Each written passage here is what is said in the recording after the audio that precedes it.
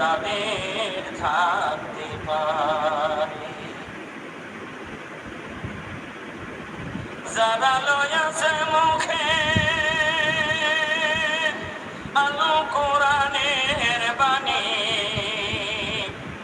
যারা লয়াছে মুখে আলো কোরআনের বাণী, হতাশা কি আর তাদের থাকতে পারে?